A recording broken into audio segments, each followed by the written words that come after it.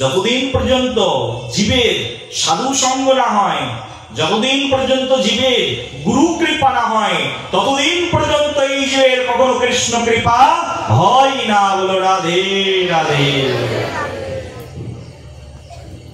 এই জন্য আগে যেটি দরকার সেটি হচ্ছে সাধু কৃপা, আগে যেটি দরকার সেটি হচ্ছে গুরু কৃপা।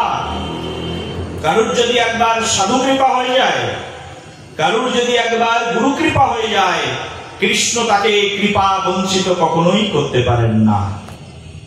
কৃষ্ণের ক্ষমতা নেই তাকে কৃপা বঞ্চিত করে রাখার। সেই জন্যই তো আচার্যপাদ বলছেন, বৈষ্ণবেরও আবেদনে কৃষ্ণ দয়াময়, এখান পতিত প্রভু হইবেন সদায়। যদি তোমার মনের কোনো কথা বলার ইচ্ছা হয়, কাউকে বলবে না, প্রিয় বন্ধুকেও বলবে না, এই জগতের যে জাগতিক প্রিয় বন্ধু আছে তাকেও বলবে না।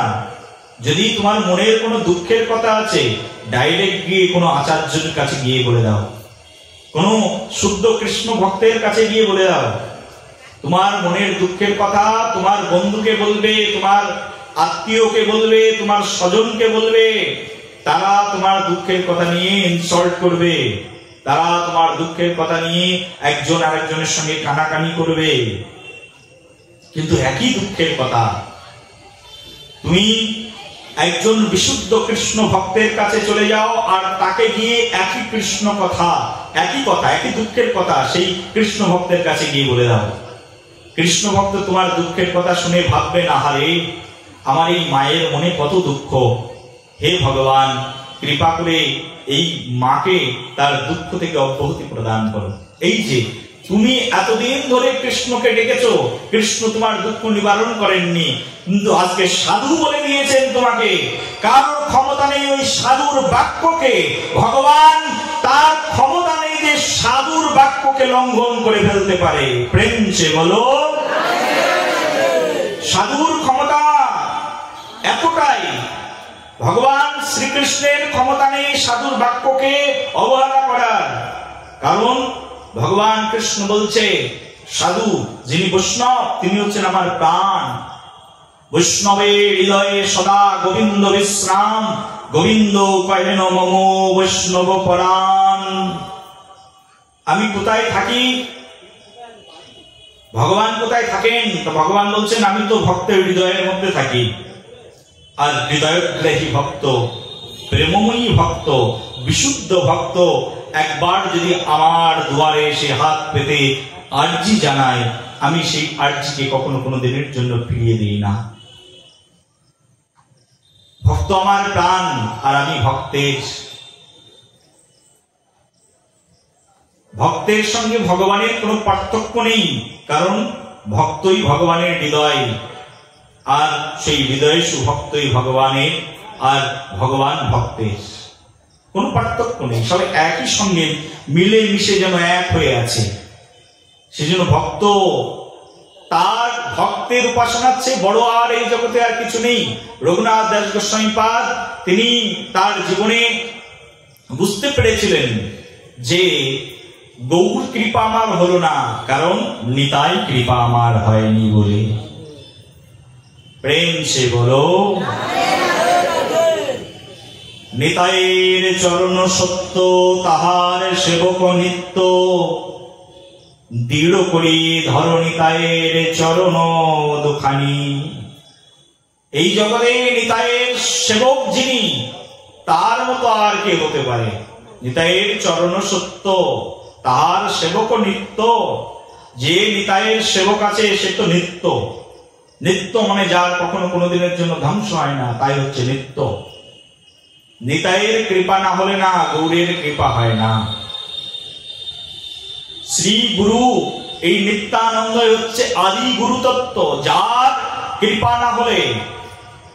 যে গুরু তত্ত্ব কি তা বলছে, সাক্ষাদোরিতেন সমস্ত শাস্ত্রে রুক্তস্ততা ভাবতেব সিদ্ধি, কিন্তু প্রভুর্য প্রিয় এব তস্য বন্দে গুরু শ্রী চরণারবিন্দম।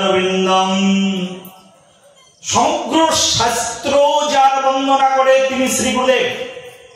বিশ্বনাথ চক্রবর্তী ঠাকুরপাদ বর্ণনা করছেন, সমগ্র শাস্ত্রের উক্তস্ততা ভাবদেব সাধ্যি। সমগ্র শাস্ত্র যার গুণকীর্তনে মুখরিত তিনি হচ্ছেন শ্রী গুরুদেব। যতক্ষণ পর্যন্ত এই শ্রী গুরুদেব কৃপা না করেন ততক্ষণ পর্যন্ত কৃষ্ণ কৃপা হয় না। এই আদি গুরুতত্ত্ব যিনি, মূল গুরুতত্ত্ব যিনি, তিনি হচ্ছেন শ্রীপাদ নিত্যানন্দ প্রভু। বলো নিত্যানন্দ ভগবান কি। আজকে পানিহাটি ধামে যখন স্বয়ং নিত্যানন্দ প্রভু এসেছেন, রঘুনাথ দাস গোস্বামী এসেছেন, দূর থেকে প্রণাম করছেন। এর আগেই রঘুনাথ দাস গোস্বামী তো কৃপা পেয়ে গেছেন, সাধু কৃপা। কোন সাধুর কৃপা? বলে রঘুনাথ দাস গোস্বামী যে সাধুর কৃপা পেয়েছিলেন তার নাম হচ্ছে নামাচার্য ঠাকুর হরিদাস। বলো নামাচার্য ঠাকুর হরিদাস কি। এই নামাচার্য ঠাকুর হরিদাস শ্রী চৈতন্য মহাপ্রভুর 35 বছরের বড় ছিলেন। মহাপ্রভুর অগ্রজ পার্ষদ। 3 ধরনের পার্ষদ হয় ভগবানের। ভগবান যখন এই পৃথিবীতে আসেন তিনি সপার্ষদ স্বীয় ধাম সহ অবতারী, অত্যন্ত দুর্লভ প্রেম করিবারে দান, শিখায় শরণাগতি ভক্তের প্রাণ। ভগবান পৃথিবীতে যখন আসেন তিনি তার ধামকে নিয়ে আসেন, তার পার্ষদ পরিকর বৃন্দদেরকে নিয়ে আসেন। গোলক বৃন্দাবনে ভগবান থাকেন, আর গোলক ছেড়ে কখনো কোনো দিনের জন্য ভগবান যান না।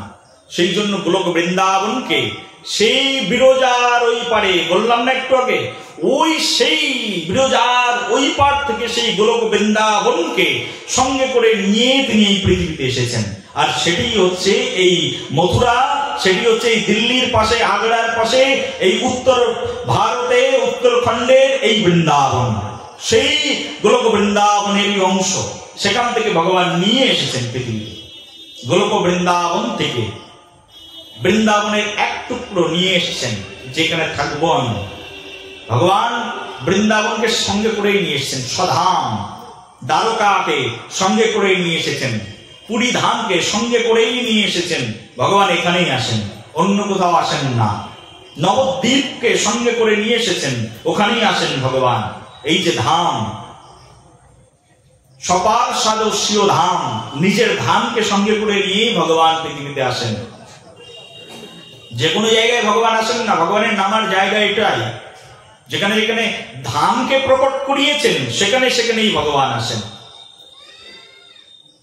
ভগবান এই পৃথিবীতে কি করবেন না করবেন তিনি আগে থেকেই সব কিছু সিমটম দিয়ে দিয়েছেন। যে মোবাইল ফোনগুলো কিনি না আমরা, সবার হাতে নিশ্চয়ই মোবাইল ফোন আছে। ডিজিটাল যুগ, মোবাইল ফোন নেই তার মানে তার কিছুই নেই। কলিযুগটা হচ্ছে এরকম। কলিযুগে মোবাইল ফোন নেই এমন কোনো ঘর মনে হয় নেই, এমন কোনো বাড়ি নেই যে বাড়িতে মোবাইল ফোন থাকে না। মোবাইল ফোনের সংস্পর্শে আসেনি এখনো পর্যন্ত কলির জীব। এতটা উন্নত কলির জীব মনে হয় কেউ নেই যে মোবাইল ফোনের সংস্পর্শে আসে।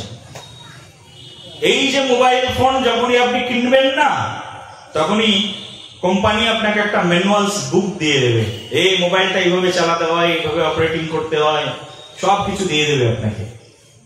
ভগবান এই পৃথিবীতে আসবার আগেই তিনি এই পৃথিবীর একটা ম্যানুয়াল বুকস তিনি দিয়ে দিয়েছেন, আর তার নাম হচ্ছে বেদ।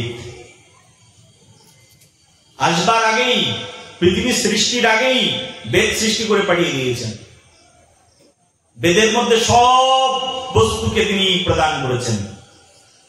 বিশাল শাস্ত্র সম্ভার আমাদের এই বৈদিক গ্রন্থ। যদি জগতের জীব আস্বাদন করে তবেই না বুঝতে পারবে কি আছে আমার এই ভারত ভূমিতে, কি রত্ন ভগবান রেখে গেছেন। বুঝতেই পারি না আমরা। সহজার্যে আসেনি তো, টোল নেই, গুরুকুল নেই, চতুষ্পাঠী নেই, শিখবো কোথায়? শিখবার মতো জায়গাই নেই। আমাদের এই সমাজের আজকে সবচেয়ে বড় অবক্ষয়ের কারণ হচ্ছে আমাদের এই সমাজে সবকিছু আছে বাবা, শুধু নেই আমাদের শিক্ষার জায়গা। শাস্ত্রের মধ্যে এই শিক্ষার বিষয়ে অনেক কথা বর্ণনা করা রয়েছে। ছোটবেলা থেকে আমাদের বৈদিক যে সংস্কৃতি, আমাদের বৈদিক সংস্কৃতিতে বলা হয়েছে যে শৈশব থেকেই শিক্ষা গ্রহণ করার কথা। আমাদের আজকে এই যে হিন্দু জাতি, এই হিন্দু জাতির অবক্ষয়ের একটাই কারণ, সেটা হচ্ছে আমাদের যথাযথ শিক্ষা নেই, শিক্ষার অভাব। না মায়েদের শিক্ষা আছে, না বাবাদের শিক্ষা আছে। কেমিস্ট্রি পড়ে বড় হয়েছি, বায়োলজি পড়ে বড় হয়েছি, বায়োলজি জানি, কেমিস্ট্রি জানি, অ্যাকাউন্টেন্সি জানি, ইকোনমিক্স জানি, সোশিওলজি জানি। বলি তুমি বেদ জানো, ঋগ্বেদ জানো? ঋগ্বেদে কয়টা সূক্ত আছে জানো? ঋগ সংহিতা কাকে বলে জানো? যজুর্বেদ কাকে বলে জানো? না, শুনিনি না। বলি ভাগবত মহাপুরাণ জানো, যা সকল বেদের নির্যাস, বেদের সার, তা জানো? না, শুনিনি। ওই যে কখনো কখনো শুনি ভাগবত পাঠ, কেউ তো ভাগবত আর ভগবত গীতা দুটোকে এক করে দেয়, তাও জানে না ভগবত গীতা কি আর ভাগবত কি, সেটাও জানে না। এমনও মানুষও আছে। বলি ভাগবতে কয়টা শ্লোক আছে জানো? জানি না। ভাগবতের প্রথম শ্লোকটা কোন ছন্দে লেখা আছে জানো? উচ্চারণটা কেমন করে করতে হয় জানো? না, জানি না। বলি কি জানো তুমি? একজন মুসলিমকে প্রশ্ন করবে, বাবা 5 ওয়াক্ত নামাজ কি করে পড়তে হয় জানো? মুসলিম বলে দেবে, হ্যাঁ জানি, খুব ভালোভাবেই জানি। বলে মরার পরে কোথায় যাবে? বলে ভালো কাজ করলে বেহেশতে যাব, না হলে দোজখে যাব, তাও জানে তারা। যদি বলা হয় তোমার ধর্মের ভিতরে তোমার ভগবান কতজন? বলে দেবে একজন। বলে ভগবানের নাম কি? তুমি যার উপাসনা করো তার নাম কি? বলে দেবে আল্লাহ। তোমার কাছে জিজ্ঞাসা করবো তোমার ভগবান কতজন? তুমি বলবে, কেউ বলবে বাবা ভগবান, কেউ বলবে মা ভগবান, কেউ বলবে কলা গাছ ভগবান, কেউ বলবে বেল গাছ ভগবান, কেউ বলবে তুলসী গাছ ভগবান। যদি বলা হয় ভগবানের প্রণাম মন্ত্রটা কি? ভগবান এসো কলা খেয়ে যাও, এটাই হচ্ছে প্রণাম মন্ত্র কারুর কাছে। ভগবানের প্রণাম মন্ত্রই জানে না। ভগবান কি সেই সম্পর্কে কোনো কনসেপ্ট ঠিক নেই, কারণ বেদ পড়ে না তো, ভাগবত পড়ে না তো। দেখো হিন্দু জাতির অবক্ষয়ের কারণটা দেখো। একজন হিন্দু যদি একটা ফাঁকা জায়গা পায়, সেখানে ক্লাব বানিয়ে বসে থাকে। আর একজন মুসলিম যদি একটা ফাঁকা জায়গা পায়, সেখানে একটা মসজিদ বানিয়ে বসে থাকে। ওর চেতনা, তোমার চেতনা চিন্তা করো। সে একটা মসজিদ বানিয়ে সেখানে মক্তব খুলে ছোট ছোট বাচ্চাদের মাথায় টুপি দিয়ে বলে এখানে বসে পড়, কুরআন শরীফ পড়। একেবারে মূর্খ। অনেক মায়ের আছে মূর্খ মানে কি, টাকার রং দেখে চেনে এটা 100 টাকা, আর টাকার রং দেখে টাকার উপরে ছবি দিয়ে দেখে চেনে এটা 500 টাকার নোট।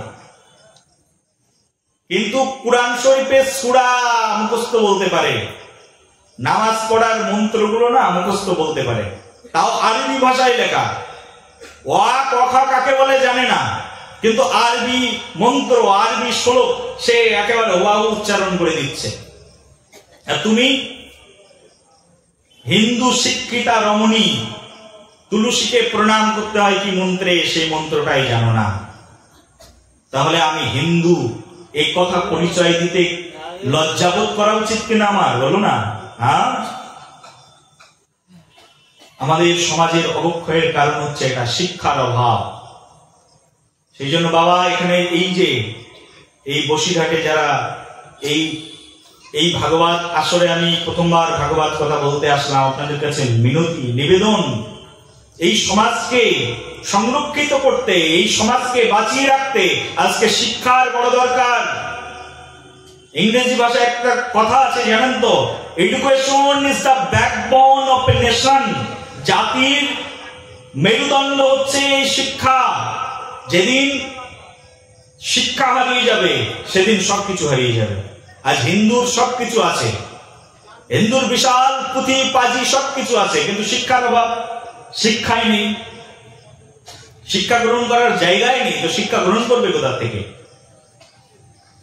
হিন্দুর প্রচুর মন্দির আছে, রাস্তাঘাটে যেখানেই যাবে শনি মন্দির, কালী মন্দির, গণেশ মন্দির, রাধাকৃষ্ণ মন্দির, মন্দিরের ছড়াছড়ি, মন্দিরের অভাব নেই, কিন্তু মন্দিরে শিক্ষার অভাব রয়েছে। মন্দিরের পূজারী না শিখেছে, না অন্যকে শেখানোর জন্য চেষ্টা করেছে। পূজারীও না মন্ত্র কি করে উচ্চারণ করতে হয় সেটা শিখেছে, তো অন্যদেরকে শেখাবেটা কি? সমাজে এটাই সবচেয়ে বেশি দরকার। ভারতবর্ষ বহু যুগের চক্রান্তের শিকার, বহুদিনের চক্রান্ত ভারতবর্ষে এই শিক্ষাকে ধ্বংস করার জন্য। মুঘলরা এসেছিল, তাদেরই একটাই টার্গেট ছিল, ভারতের শিক্ষাকে নষ্ট করে দেব। কারণ এই পৃথিবীর সবচেয়ে বেশি শিক্ষা, বেশি শিক্ষিত জাতি হচ্ছে হিন্দু জাতি। তারা প্রথমে এসেছিলেন, এই ভারতবর্ষে এসে চক্রান্ত করলেন। ভারতবর্ষকে যদি আমাদের আওতায় নিয়ে আসতে হয়, ভারতের শিক্ষাকে নষ্ট করতে হবে। ভারতীয় শিক্ষাকে নষ্ট করে দিলেন। তারা এসেই আগে প্রথমে টোল, গুরুকুল এগুলো উঠাতে শুরু করলেন, এগুলো বন্ধ করে দিলেন। ইংরেজরা আসলো, তারা এসে দেখলো যে ভারতকে যদি আমাদের আওতায় আনতে হয়, তাহলে এখানে তাড়াতাড়ি ফিজিক্স, কেমিস্ট্রি চালু করে দিতে হবে, আর বেদের শিক্ষাকে বন্ধ করে দিতে হবে, তাহলে ভারতবর্ষ আমাদের আওতায় চলে আসবে। প্রেম সে বলো। তারা শুরু করে দিল তাদের কাজ। চাকরি চাও, টাকা চাও, পেটে ভাত চাও, তাহলে আমাদের কাছে এসে শেখো, ইংরেজি শেখো, কেমিস্ট শেখো, এগুলো শেখো। বেদ শিখতে হবে না, বেদ শিখলেই তুমি হিন্দু থাকবে, আর বেদ না শিখলেই তুমি খ্রিস্টান হবে, বেদ না শিখলেই তুমি অহিন্দু হবে। সেই জন্য তোমাকে বেদ শেখানো যাবেই না। প্রেম সে বলো। আজকে সমাজে শিক্ষার দরকার, শিক্ষা। সবকিছু আছে, শুধু অভাব একটা বস্তু, সেটা হচ্ছে শিক্ষা। সেই জন্য এখানে যারা সতী সাধ্বী আমার মায়েরা রয়েছে না, তোমাদের চরণে সকলকে পা ধরে বিনতি, তুমি তোমার ছেলেকে শিক্ষিত বানাও। তুমি কি মনে করছো তোমার ছেলেকে ইংলিশ মিডিয়াম স্কুলে পড়িয়ে বড় শিক্ষিত বানাচ্ছ? তোমার ছেলেকে একটা গবেট বানাচ্ছ। ইংলিশ মিডিয়াম স্কুলে পড়লেই সে শিক্ষিত হয় না, সে মানবতার শিক্ষা শেখে না। তোমার ছেলে স্কলারশিপ পেয়ে বাড়িতে চলে এসেছেন, এমবিবিএস ডাক্তার হয়ে বাড়িতে এসেছেন, বড় সিভিল ইঞ্জিনিয়ার হয়ে বাড়িতে ফিরে এসেছেন, আইআইটি পড়ে বাড়িতে ফিরে এসেছেন। কি তুমি কি ভাবছো তোমার ছেলে শিক্ষিত হয়ে গেছে? তোমার ছেলে সমাজের ধ্বংসকারক একজন মন্ত্রণাদায়ক ব্যক্তিতে পরিণত হয়েছে। কি মনে হচ্ছে আমি সব ভুলভাল বকবার জন্য স্টেজে বসে আছি? প্রেম সে বলো। আরেকবার বলো, দুহাত তুলে বলো। যদি তোমার ছেলে, তোমার মেয়ে ভাগবত না জানে, তাহলে কি শিক্ষায় শিক্ষিত হলো? পড়ে কেন লোক? কৃষ্ণ ভক্ত জানিবারে, কৃষ্ণ ভক্তি জানিবারে। মানুষকে পড়া কেন প্রয়োজন? কৃষ্ণ ভক্তি জানি না, তাহলে সেই শিক্ষায় কি মূল্য আছে আমার? যে শিক্ষা আমাকে আমার আধ্যাত্ম চেতনার বিকাশ করলো না, আমার হৃদয়ে কৃষ্ণ প্রেমের বারিধি আনায়ন করতে পারলো না, সেই শিক্ষা আমার এই জগতে কি ঐতিহ্য বহন করতে পারে? সেই শিক্ষার কি বা মূল্য আছে এই জগতে? আজকে জগৎ ভরে যেটি দরকার সেটি হচ্ছে শিক্ষা দরকার। এই সনাতন জাতি যদি তার অস্তিত্বকে টিকিয়ে রাখতে হয়, সনাতন জাতিকে যদি আরো প্রসারিত করতে হয়, তাহলে এই শিক্ষার প্রয়োজন। আর সেই শিক্ষার ব্যবস্থাপনা শ্রী চৈতন্য মহাপ্রভু নিজে করে গেছেন। স্বয়ং ভগবান শ্রী চৈতন্য মহাপ্রভু কলিযুগের ভগবান। এখান থেকে 1407 শতাব্দের ফাল্গুনী পূর্ণিমা তিথিতে নবদ্বীপের আতপুর নামক গ্রাম, যার নাম হচ্ছে মায়াপুর অন্তর্দ্বীপ, 9টা দ্বীপের মধ্যে একটি দ্বীপ অন্তর্দ্বীপের মায়াপুরে অবতীর্ণ হয়েছিলেন ফাল্গুন মাসের পূর্ণিমা তিথিতে 1407 শতাব্দে।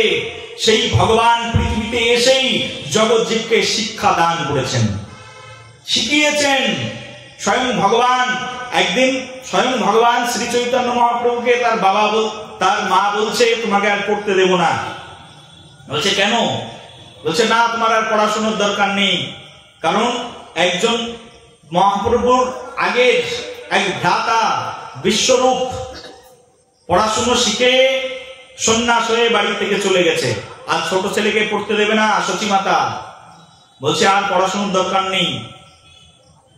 স্বয়ং মহাপ্রভু এক এটো হাড়ি, কালি মাখানো এক এটো হাড়ি, সেই এটো হাড়ির উপরে গিয়ে বসেছে। বলি বাবা নিমাই, তুমি এই এটো হাড়ির উপরে কেন বসে আছো?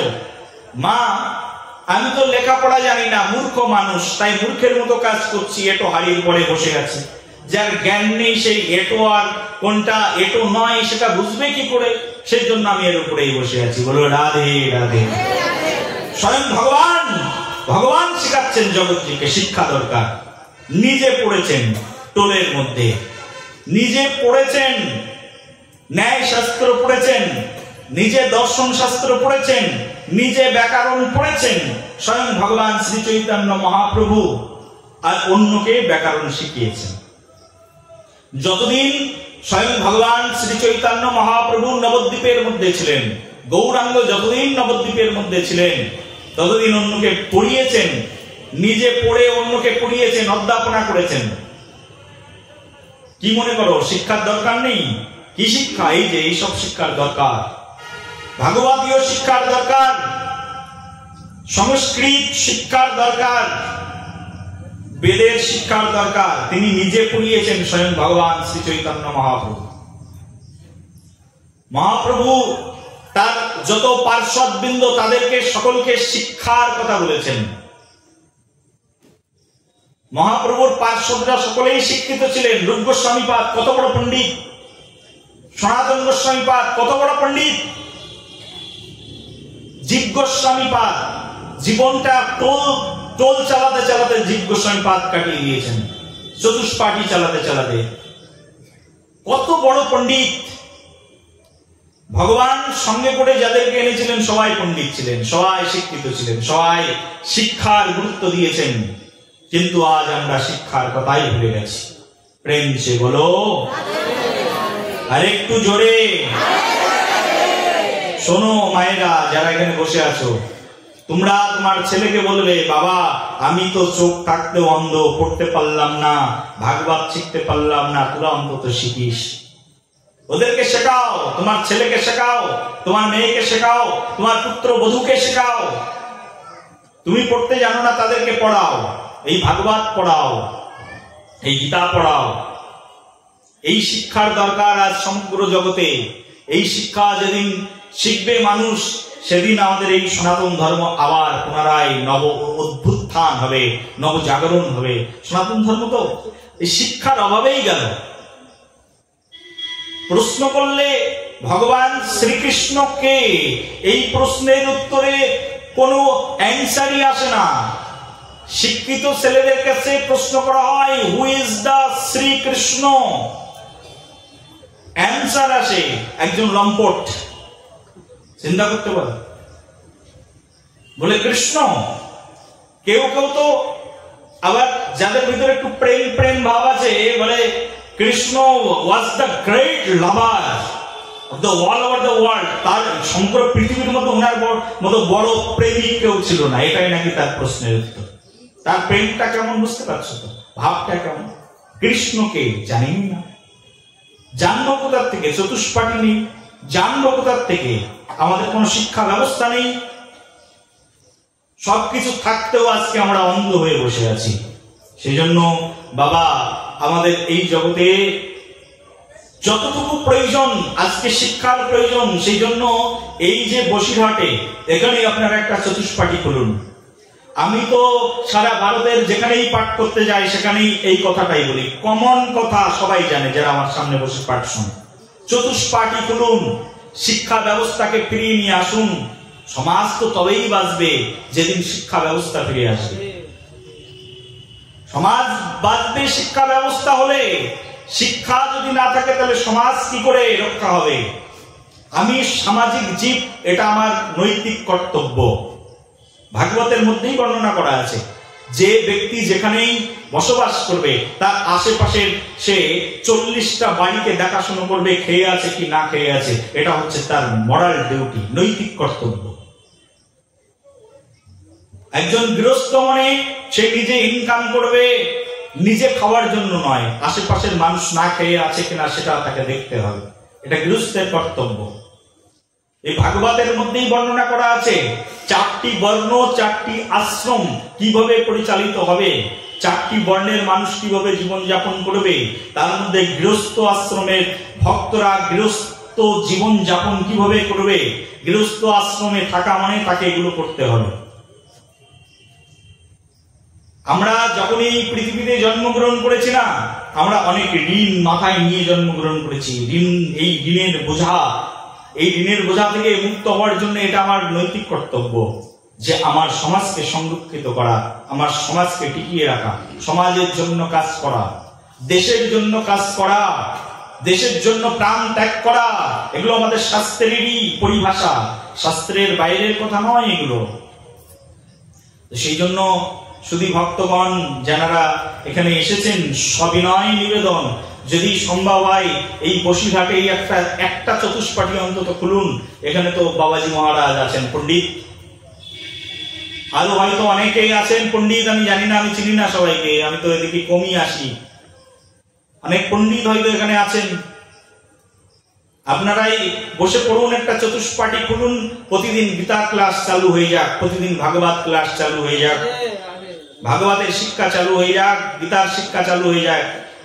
মানুষ যেমন বই খাতা নিয়ে স্কুলে যায় পড়তে, এখানে গীতা সঙ্গে করে নিয়ে মানুষ আসবে শিখতে। গীতা পড়তে যাচ্ছি। ও মা, কোথায় যাচ্ছ? কেন জানো না আমরা গীতা পড়তে যাচ্ছি। মুসলিম মায়েরা যায় কোরআন শরীফ হাতে নিয়ে পড়তে, হিন্দু মায়েরা পারবে না একটা গীতা নিয়ে পড়তে যেতে। আমি গীতা নিয়ে পড়তে যাচ্ছি। মা কোথায় যাচ্ছ? এই যে দেখো ভাগবত, আমি ভাগবত নিয়ে যাচ্ছি পড়তে, শিখতে, ভাগবত শিখতে।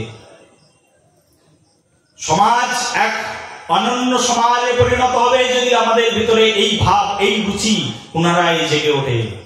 সেই জন্য শুধু ভক্ত আপনাদের কাছে রিকোয়েস্ট, নিবেদন, এই সমাজকে সংরক্ষিত করতে, এই সমাজকে এগিয়ে নিতে আমাদের আজকে এই ভাগবতীয় শিক্ষা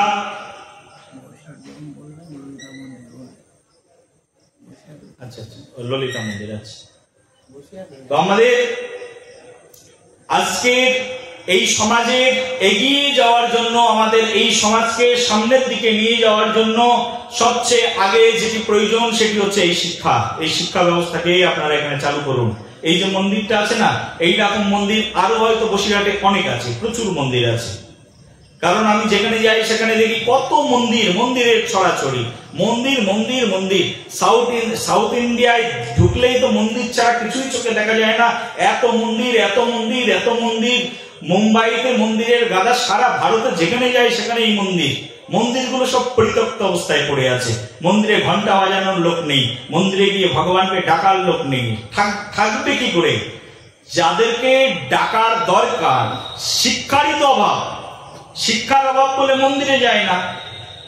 মন্দিরে গিয়ে যে ভগবানকে আরতি করতে হয়, মন্দিরে গিয়ে যে ভগবানকে ভক্তি করতে হয়, সেই ভক্তি বস্তুটাই তো হৃদয়ের মধ্যে নেই।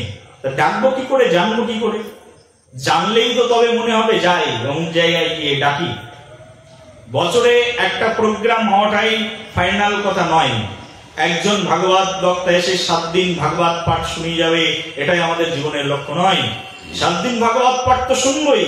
ভাগবত পাঠ এই যে হচ্ছে, এই হচ্ছে বলেই এই জ্ঞানটুকু আমরা আরোহণ করতে পারছি আমাদের হৃদয়ে।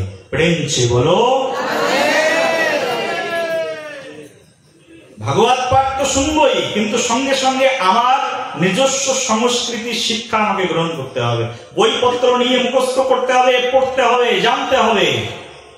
তুলসীর প্রণাম মন্ত্র শিখতে হবে, মন্দির পরিক্রমা করার মন্ত্র শিখতে হবে, মন্দিরে ভগবানকে আরতি দেখানোর নিয়ম শিখতে হবে। যদি নাই বা শিখলাম, আমার এই জীবনে আমি হিন্দু হয়ে পরিচয় দেবো কি করে আমি একজন হিন্দু? সেই জন্য সবাই যার যেখানে সামর্থ্য আছে সেখানেই চতুষ্পাঠী খুলুন। আর আমি আপনাদের সম্মুখে আপনাদের চরণের দাস, আমি আপনাদের কাছে এই প্রতিশ্রুতি প্রদান করছি, আপনারা চতুষ্পাঠী খুলুন। যদি চতুষ্পাঠীতে কোনো শিক্ষার প্রয়োজন হয়, কিভাবে চালু করবেন, কিভাবে এটাকে পরিচালনা করবেন, যদি দেখানোর দায়িত্ব হয়, আমি নিজের দায়িত্বে আমি সেটাকে দেখানোর জন্য চেষ্টা করব। আমারই লেখা চতুষ্পাঠী চালানোর জন্য অনেকগুলো বই লেখা রয়েছে।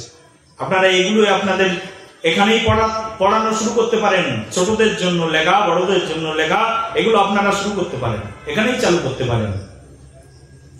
স্বয়ং জীব গোস্বামী পাদ চতুষ্পাঠীতে পড়ানোর জন্য কত গ্রন্থ লিখে রেখেছেন শ্রীরাম বৃন্দাবনে। গোস্বামীদের লেখা প্রচুর গ্রন্থ রয়েছে চতুষ্পাঠীতে পড়ানোর জন্য। আমরা সেই সব গ্রন্থের নামই কখনো শুনিনি। শুধু ব্যাকরণ পড়ানোর জন্যই কি অমৃত অক্ষরে একেবারে হরিনামামৃত ব্যাকরণ লিখে রেখেছেন, নামই শুনিনি কখনো। হরিনামামৃত ব্যাকরণ, ব্যাকরণের নাম হরি নাম, তার অমৃত, হরি নামের অমৃত ব্যাকরণের মধ্যে আছে। শুধু কথা পড়লেই তার মধ্যে নাকি অমৃত পাওয়া যায়। এই হচ্ছে আমার ভারতীয় সংস্কৃতির সম্পদ, এই হচ্ছে গোস্বামীগণের দেওয়া সম্পদ। জানি না আমরা কি বস্তু সেটা, সেজন্য পড়তে হবে, আমাদেরকে জানতে হবে। আমরা সুযোগ পেলে ইংরেজি মিডিয়াম স্কুল বানাই, ছেলেকে চাকরি করাবো, ধনবান বানাবো, কিন্তু সুযোগ পেলে আমরা একটা টোল খুলি না, একটা চতুষ্পাঠী খুলি না। দুঃখ, বড় দুঃখ। এখানে কত মানুষ শিক্ষিত বসে আছেন ঠিক নেই। কেউ হয়তো চাকরি বাকরি করেন, কেউ হয়তো বিশিষ্ট পদে রয়েছেন, কিন্তু মনোভাব নেই যে সমাজকে সংরক্ষিত করবার জন্য একটা হিন্দু গুরুকুল খোলার প্রয়োজন। সারা উত্তর 24 পরগনা ঘুরলে একটা গুরুকুল পাওয়া যায় না। বাচ্চা কাচ্চা শিখবে কোথায়, কোথা থেকে জানবে ধর্ম সম্পর্কে? সেই জন্য শুধু ভক্তগণ দেখুন, এই যে আমাদের আলোচনার প্রসঙ্গ ছিল রঘুনাথ দাস, রঘুনাথ দাসের হৃদয়ে যে বৈরাগ্য আসলো না, এই বৈরাগ্যের কারণ হচ্ছে রঘুনাথ দাস ছোটবেলায়, একেবারে একদম যখন ছোট ছিল, এই ছোটবেলায় তিনি পড়বার জন্য যেতেন। বলরাম আচার্য একজন পণ্ডিত ছিলেন, আর আগের যুগের পণ্ডিতরা বাড়িতেই একটা টোল খুলতেন, বাড়িতেই একটা চতুষ্পাঠী খুলতেন। টোল, চতুষ্পাঠী বা গুরুকুল, যে কোনো নাম বলতে পারেন আপনি। ঘরের মধ্যে একটা চতুষ্পাঠী খুলেছিলেন, সেই চতুষ্পাঠীতে পড়তে যেতেন বলরাম আচার্যের, পণ্ডিত বলরাম আচার্যের বাড়িতে পড়তে যেতেন রঘুনাথ দাস। তখন এই ঠাকুর হরিদাস বুরুন গ্রাম থেকে এসে তিনি এই বলরাম আচার্যের বাড়িতে এসে অতিথি হয়েছিলেন কিছুদিন। পণ্ডিত বলরাম আচার্যের বাড়িতে বসে বসে হরিদাস ঠাকুর একটা গাছের নিচে বসে, ওনার বহু পূর্বকাল থেকে অভ্যাস গাছের নিচে বসে বসে হরিভজন করা। আগের যুগের মানুষের তো ঘর ছিল না, গাছই তাদের সবচেয়ে পরম আশ্রয় ছিল। পাখিদের আশ্রয় কি মা? হ্যাঁ, পাখিদের আশ্রয় কি? গাছ, বৃক্ষ। সাধুদের আশ্রয়টা হচ্ছে বৃক্ষ, কারণ সাধু আর পাখির মধ্যে তেমন একটা পার্থক্য নেই। কেমন ভাবে, কোন দিক দিয়ে? পাখি এক গাছে এখন আছে, কিছুক্ষণ পরে পাখি ওই গাছে থাকবেন না, অন্য কোনো গাছে গিয়ে আশ্রয় গ্রহণ করবেন। একজন সাধু, একজন মহান্ত, একজন বৈরাগী পাখির মতো আজকে এই গাছের নিচে আছে, তো কালকে এই গাছের নিচে থাকবেন না, অন্য কোনো গাছের নিচে গিয়ে আশ্রয় গ্রহণ করবেন। সেই জন্য সাধুদের তো ঘর বাড়ির দরকার নেই। যিনি সন্ন্যাসী, যিনি ব্রাত্য বৈরাগী, তার ঘর বাড়ির কি প্রয়োজন? সেই জন্য গাছটাই হচ্ছে তাদের কাছে পরম আশ্রয়। হরিদাস ঠাকুর যেখানেই থাকতেন ওই মোটামুটি গাছের নিচে বসেই ভজন সাধন করতেন। যাবে বেনাপোলে মাধবী বৃক্ষের নিচে বসে বসে হরিনাম ভজন করতেন। লক্ষ্মীরাকে উদ্ধার করেছেন। যাবে সিদ্ধ বকুলে বকুল গাছের নিচে বসে বসে হরিদাস ঠাকুর ভজন করেছেন। এখনো বেঁচে রয়েছেন হরিদাস ঠাকুরের কৃপা, নাম প্রভুর কৃপা এখনো পর্যন্ত রয়েছেন। সেই 550 বছর পূর্বের বৃক্ষ এখনো পুরীধামে গেলে দেখতে পাবে। প্রেম সে বলো আরো জোরে। নামাচার্য ঠাকুর হরিদাস বলরাম আচার্য প্রভুর বাড়িতে গাছের নিচে বসে বসে হরিভজন করতেন। একদিন বলরাম আচার্য দেখলেন এক সাধু বসে হরিনাম করছেন, যে প্রথমে সাধুকে দর্শন করলে কি বলছে, সাধুকে দর্শন করলে প্রথম কর্তব্য হচ্ছে প্রণাম। সাধুকে দর্শন করলে প্রণাম। বৈষ্ণব দেখিয়া যেবা নানু আইবে মাথা, যাক যজ্ঞ পূজা পার্বণ সবই হবে বৃথা। যদি বৈষ্ণব থেকে তোমার মাথা নিচু না হয়ে যায়, তোমার যাগ যজ্ঞ পূজা পার্বণ সব ব্যর্থ হয়ে যাবে। সেই জন্য বৈষ্ণব দর্শন মাত্রই কর্তব্য কি বলছে, প্রণাম। গুরুদেবের কাছে যাবে, what is your first duty and principal duty, বলছে তোমার ফার্স্ট ডিউটি হচ্ছে কি, বলছে গুরুদেবের কাছে যাবে, তোমার প্রথম কর্তব্য তদ্বুদ্ধি প্রণিপাতেন, প্রথম কর্তব্য প্রণিপাতেন। তারপরে কি বলছে, পরিপ্রশ্নেন সেবায়া, সেবার মাধ্যম দিয়ে প্রশ্ন করো। এবার প্রশ্ন করে সেবা নয়, বলে সাধুর কাছে যাও, গুরুদেবের কাছে যাও, পাকা দিয়ে বাতাস করো, গুরুদেবের কাপড় চোপড় কেচে দাও, গুরুদেবের সেবা করো, আশ্রমে কাঠ সংগ্রহ করো, যজ্ঞের উপাদান তৈরি করো, সারাদিন গুরুদেবের সঙ্গে থাকো, গুরুদেবের যেটা লাগে সেটা ব্যবস্থা করো। তারপরে গুরুদেবকে প্রশ্ন করো, গুরুদেব আমার কিছু জানার আছে, কৃপা করে একটু জানান।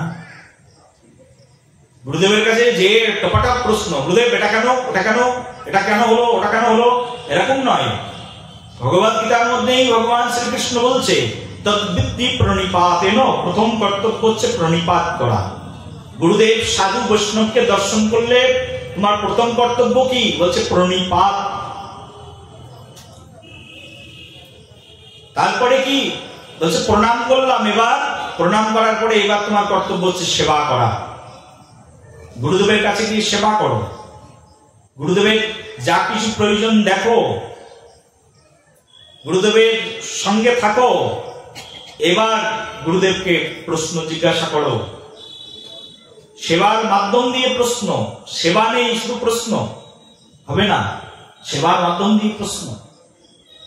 আমাদের আচার্য নরোত্তম দাস ঠাকুর গুরুদেবের মূত্র তিনি প্রস্রাব করতেন, মল পরিত্যাগ করতেন, মল মূত্র একে একে প্রতিদিন পরিষ্কার করতেন, পরিষ্কার করে করে হৃদয়কে পরিষ্কার করে ফেলেছিলেন। গোস্বামীপাদ লোকনাথ আচার্যপাদ বলছেন, আমি দীক্ষাই দেব না কাউকে, তোমাকে দীক্ষাই দেব না, যাও, জমিদারের পুত্র, দীক্ষা চলবে না। আচার্য নরোত্তম দাস ঠাকুর বলছেন, গুরুদেব দীক্ষা না দিলে জীবন শেষ করে দেব, কিন্তু দীক্ষা দিতেই হবে। এই জীবনে যদি আমি দীক্ষিত না হলাম তাহলে আমার জীবনের মূল্য কি?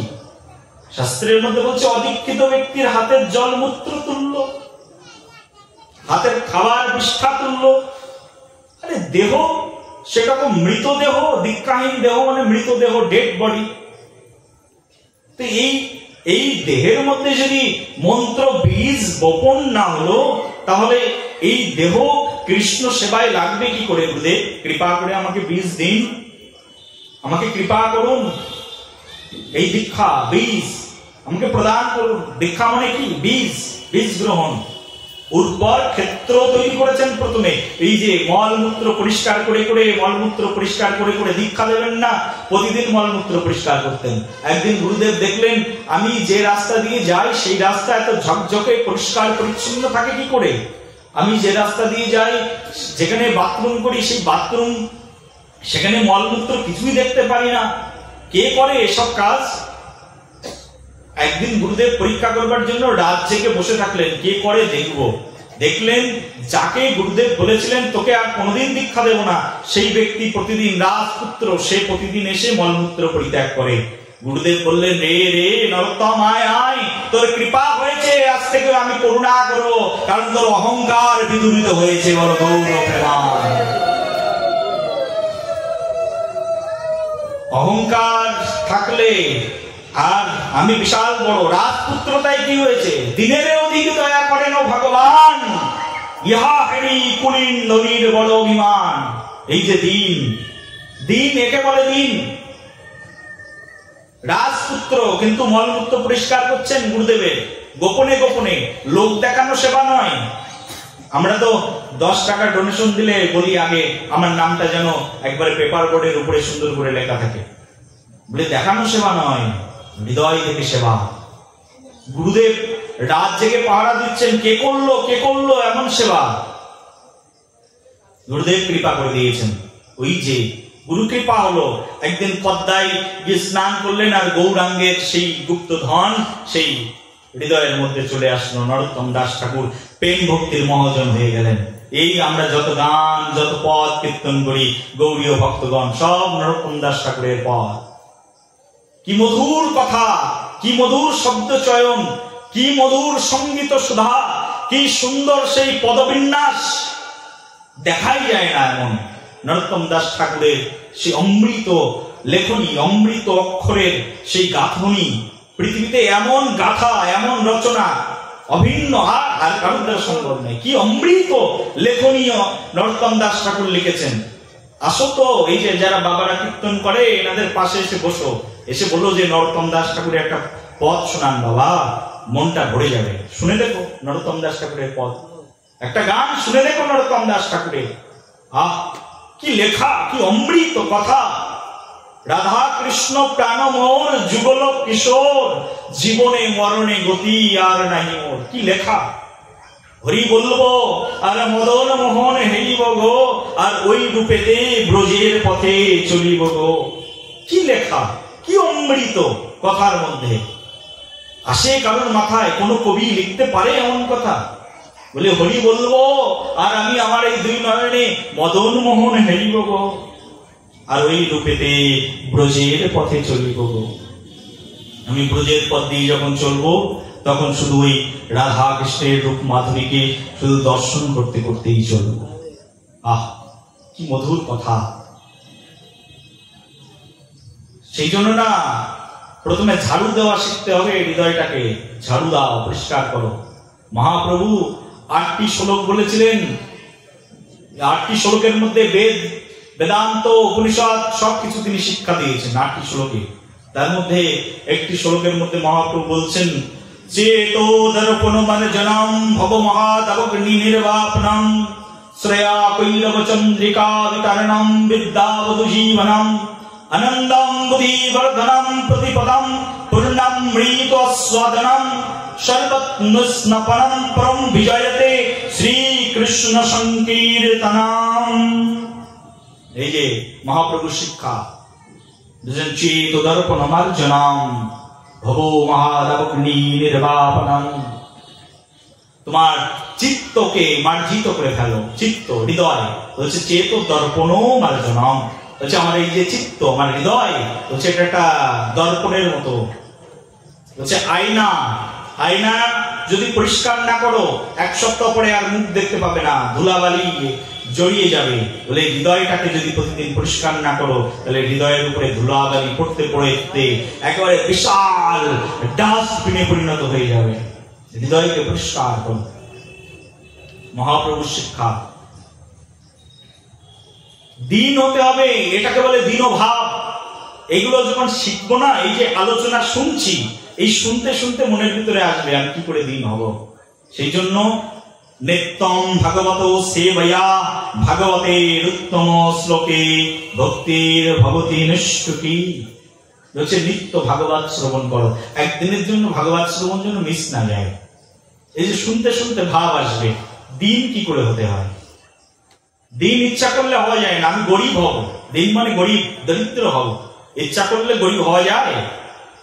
অহংকার করা যার অভ্যাস, ফলস ইগো যার রন্ধ্রে রন্ধ্রে মিশে আছে, সে ইচ্ছা করলে গরিব হতে পারে?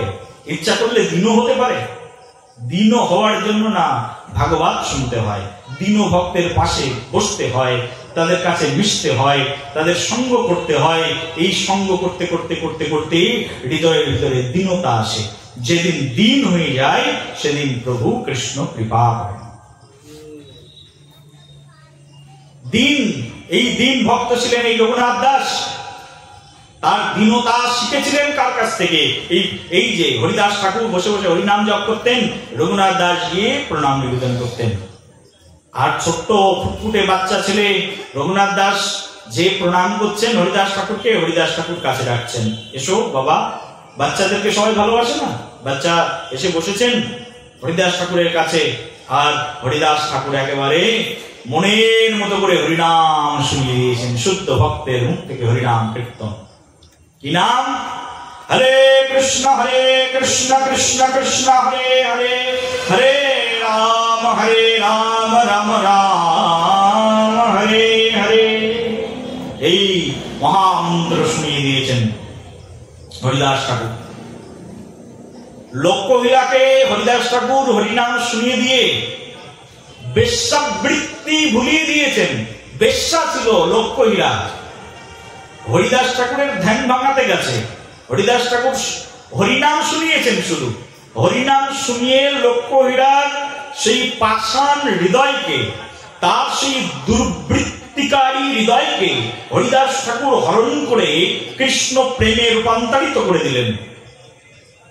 তো রঘুনাথ তো শৈশব থেকেই কৃষ্ণ প্রেম অন্বেষী এক ফুটফুটে সরল হৃদয়ের বালক। আর এই রঘুনাথকে যদি হরিদাস ঠাকুর হরিনাম শুনিয়ে দেয় কি অবস্থা হবে বলো তো? না, হরিদাস ঠাকুর এই রঘুনাথকে হরিনাম শুনিয়ে দিয়েছেন। আর হরিদাস ঠাকুরের ভাবকে দেখেছেন রঘুনাথ, ছোট থেকে দেখেছেন হরিদাস ঠাকুরের ভাব কেমন। বৃত্রিনাদপি শুনিছেন, ওই যে হাত দুটো সবসময় কথা বলার আগে হাত দুটো সবার আগে থাকতো। আমি কিছুই জানি না গো, আমি বড় মূর্খ, আমার নিন্দ কলেবর, আমার যবনকুলে জন্ম হয়েছে, আমি অস্পর্শ, আমি অসুচি, আমাকে স্পর্শ করো না। এই হরিদাস ঠাকুরের বচন। আমার মতো অধম পতিত এই জগতে আর কেউ নেই। এই যে রঘুনাথ দাস শৈশব থেকে শুনেছেন হরিদাস ঠাকুরের এই বচন, এই কথা। এই যে হরিদাস ঠাকুরের সঙ্গ রঘুনাথ দাসের, এই হরিদাস ঠাকুরের সঙ্গ করার প্রভাবে এই রঘুনাথ দাসের হৃদয়ে বৈরাগ্যের উদয় হয়েছে। হরিদাস ঠাকুর তো কিছুদিন পরে চলে গেলেন, কিন্তু ওই যে হরিনাম শুনিয়ে গেলেন আর ওই যে ভাব দিয়ে গেলেন রঘুনাথকে, ছোটবেলা থেকে হরিদাস ঠাকুরের সেই ভাব রঘুনাথ হৃদয়ের মধ্যে অঙ্গীকার করতে থাকলেন। এই যে সাধু সঙ্গের ফল। সাধু সঙ্গ সর্বশাস্ত্রে কয়, এই যে লব মাত্র সাধু সঙ্গে সর্বসিদ্ধি হয়।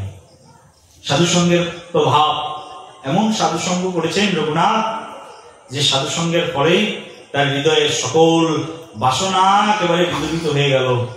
স্ত্রীর প্রতি লক্ষ্য নেই, অপ্সরা সম স্ত্রী, যক্ষরাজ কুবেরের মতো ধন লক্ষ্য নেই। এত সম্পদ, এত বৃত্ত, এত সুন্দরী স্ত্রী, তার লক্ষ্য কি? না ধনাম ন জনাম ন সুন্দরীম কবিতাম বা জগদীশ কাময়ে মম জন্মনীশ্বরে ভগবদ ভক্তি রহিত কীর্তয়ী। আর কিছু চাই না, না ধন চাই, না জন চাই, সুনাম চাই, না স্ত্রী চাই। কি চাই? আমার একমাত্র চাওয়া কি প্রভু? তোমার চরণে আমার একমাত্র চাওয়া। অহৈতুকীর ভক্তি রহৈতুকীর্তয়ী। আর কিছু চাই না, অহৈতুকী ভক্তি চাই, ভক্তির কাঙাল। এই কাঙাল ইচ্ছা করলে হওয়া যায় না। কাঙাল শব্দটা ব্যবহার করবার জন্য বহু জন্ম তপস্যা করতে হয়। আমি কাঙাল, এই শব্দটা, আমি চাকর, আমি দাস, এই দাস পদবিটা পাওয়ার জন্য কত সাধু কত বছর ধরে বৃন্দাবনে জীবন কাটিয়ে দিচ্ছে। যে দেখুন, বিশ্বাস নয়, শুধু একটা টাইটেল নেওয়ার জন্য দাস, দাস হতে চায়, চাকর হতে চায়। ইচ্ছা করলে মুখ দিয়ে চাকর বললাম আর চাকর হয়ে গেলাম না। চাকর কাউকে বানাতে হয়, আর চাকর যিনি বানিয়ে দেন আমাকে, তিনি হচ্ছেন শ্রী গুরুদেব। দীর্ঘদিন বছরের পর বছর সেবা করছেন গুরুদেবের। কি হওয়ার জন্য? চাকর হওয়ার জন্য। এই গুরুদেব, প্রথমে তো তোমার চাকর বানিয়ে নাও আমাকে। যেদিন তুমি তোমার চাকর বানিয়ে নেবে আমাকে, সেদিন কৃষ্ণ আমাকে আপন করে নেবেন। দীক্ষা কালে শিষ্য করে আত্মসমর্পণ, সেই কালে কৃষ্ণ, ওই যে উপরে যিনি বসে আছেন, কৃষ্ণ তারে পরে আত্মসম। হে গুরুদেব, তোমার কাছে আমার অনুনয়, তোমার কাছে আমার বিনয়, আমাকে তোমার চাকর বানিয়ে নাও। চাকর হওয়ার জন্যই প্রার্থনা, কিন্তু চাকর হওয়ার জন্য এত প্রার্থনা করছে কিন্তু চাকর হতে পারছে না। ও মা, বুঝতে পারছো আমার কথা? মাথা ভিতরে ঢুকছে কিছু? ঢুকলে একবার বলো রাধে রাধে, প্রেম সে বলো আরো জোরে,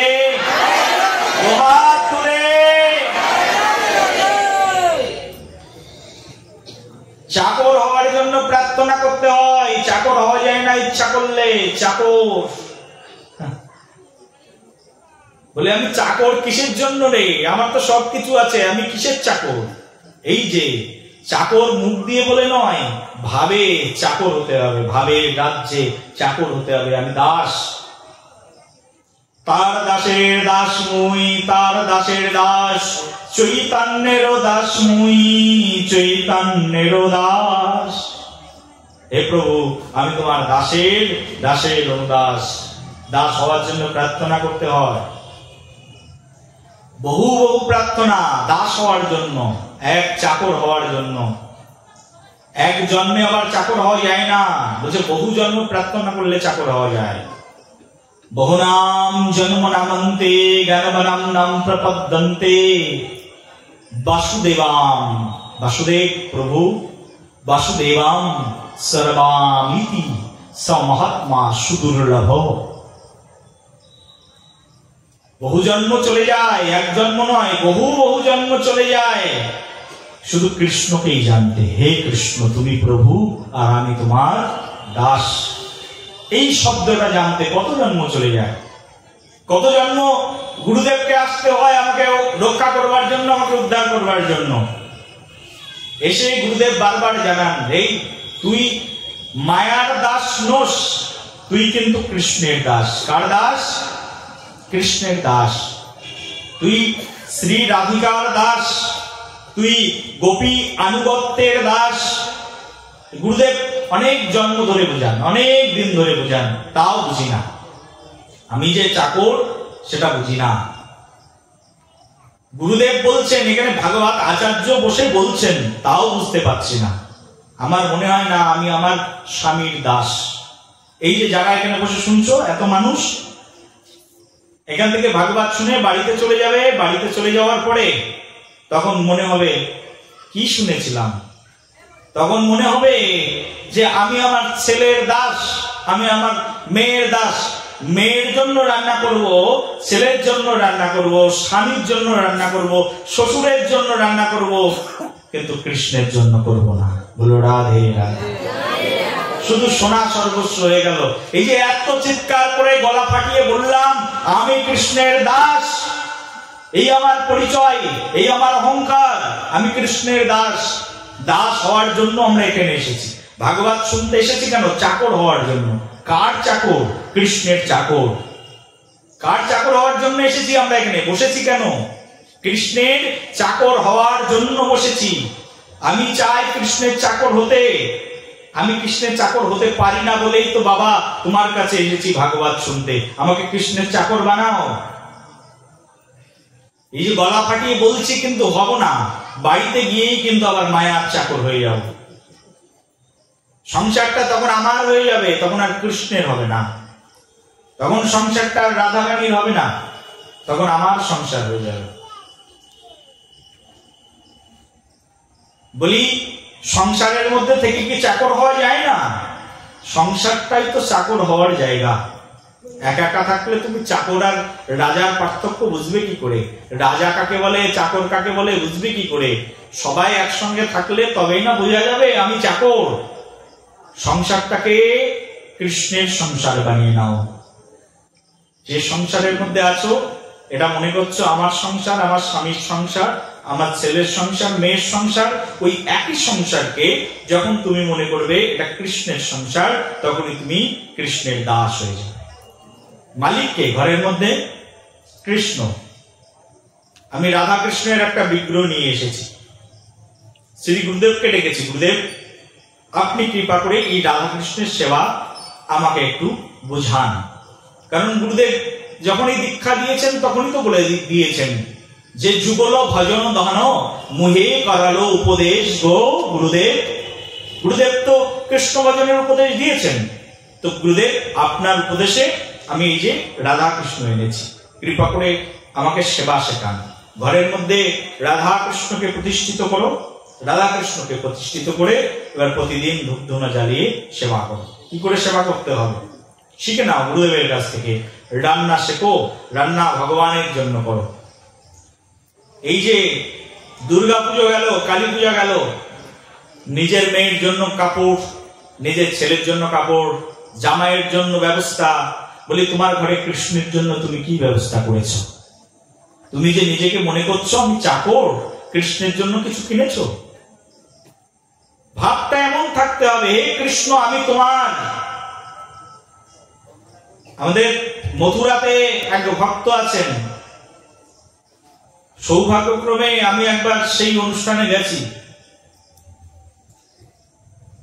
তো সেখানে সেই অনুষ্ঠানে প্রথমে ভগবান বিয়ের অনুষ্ঠান, তো সেই বিয়ের অনুষ্ঠানে একটা চিঠি দেওয়া হয়েছে মালিককে, বলছে যে বাবা আপনি এই বিয়ের নিমন্ত্রণে আসবেন। চিঠিটা, বিয়ের কার্ডটা নিয়ে গেছেন মহারাজের কাছে, ব্রজবাসী বাবা তার কাছে বিয়ের চিঠির নিমন্ত্রণ পত্রটা নিয়ে গেছেন। নিয়ে যাওয়ার পরে বলছে বাবা আমাকে নিমন্ত্রণ দিলে আমি কোথাও যাই না। বলি তাহলে আপনাকে কি করে নিয়ে যেতে পারি আমার গৃহে অতিথি করে? বলছে আমাকে যদি অতিথি করতে চাও, আমার ঘরে একজন মালিক আছে, তাকে নিমন্ত্রণ দাও, তিনি যদি যায় আমি নিশ্চয়ই যাব। বলি আপনার ঘরের মালিক কে? বলে আমার ঘরের মালিক ওই যে দেখো বসে আছে, সুন্দর একটা মন্দির, মন্দিরের মধ্যে কৃষ্ণ। বলে এই যে মালিক, যাও এখানে নিমন্ত্রণ দাও। চিঠিটা নিয়ে ভগবান শ্রীকৃষ্ণের সম্মুখে রেখেছেন। বলে নিমন্ত্রণ দিয়েছো? হ্যাঁ দিয়েছি। বলে বাবা এখন যাবেন তো? বলছে না তাও যাব না, কারণ কৃষ্ণ অনুমতি দেননি। বলে কৃষ্ণ অনুমতি দেয় সেটা কি করে বোঝা যায়? বলে কৃষ্ণ যদি অনুমতি দেয় সেটা আমি বুঝতে পারি, কারণ কৃষ্ণ তো আমার, তাই আমি জানি কি করে তিনি অনুমতি দেন। তিনি অনুমতি দিলে নিশ্চয়ই যাব, আর তোমার নিমন্ত্রণ যদি গ্রহণ করে আমি নিশ্চয়ই যাব।